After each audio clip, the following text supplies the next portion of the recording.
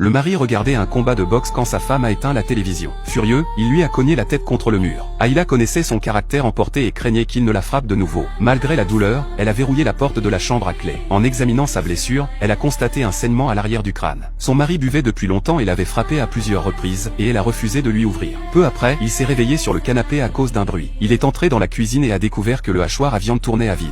Dans la maison, il n'y avait que sa femme. Il s'est approché pour éteindre la machine. Mais la porte du réfrigérateur s'est soudain ouverte toute seule. Déconcerté, il a soupçonné sa femme de se moquer de lui. À ce moment-là, un bruit étrange est venu du salon. Il a vu un homme en noir assis sur le canapé, en train de zapper. La seconde d'après, l'homme en noir a disparu. Le canapé gardait un creux, signe que quelqu'un venait de s'y asseoir.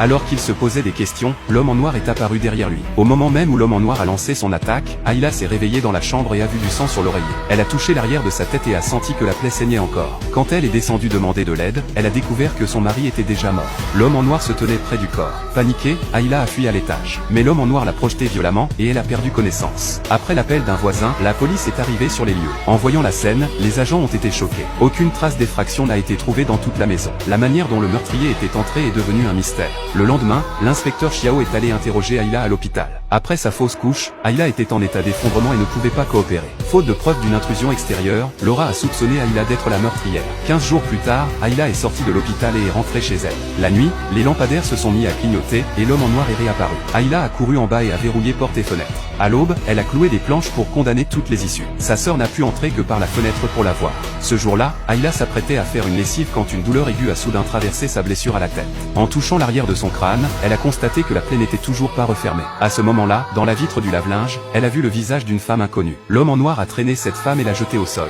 La scène a brusquement changé. Ayla s'est retrouvée dans la maison de cette femme. L'homme en noir a saisi un trophée et l'a abattu frénétiquement sur la tête de la femme. L'instant d'après, Ayla était de nouveau chez elle. Elle a cru à un cauchemar. Mais elle ignorait que la police était déjà arrivée sur la scène du crime. Les enquêteurs ont confirmé que la cause de la mort de cette femme était identique à la façon dont le mari d'Ayla avait été tué. Cette femme s'appelait Glenn et elle était pédiatre. Chez elle, il y avait de nombreux dossiers de patients. La police a soupçonné que le tueur pouvait être l'un des patients. La police a emporté tous les dossiers et les a examinés un par un. Pendant ce temps, Ayla a vu quelqu'un allongé à côté d'elle sur le lit. Il s'appelait Flandé. Elle était terrifiée, mais elle ne pouvait pas bouger. L'homme en noir est de nouveau apparu derrière elle. Il a rampé par-dessus elle, a dégainé un long couteau et a mis fin à la vie de Flandé. Après le départ de l'homme en noir, Ayla a retrouvé la capacité de bouger. Elle s'est redressée en hurlant. Après une série d'événements inexplicables, Ayla s'est effondrée. Elle a emmené sa sœur au commissariat pour demander de l'aide.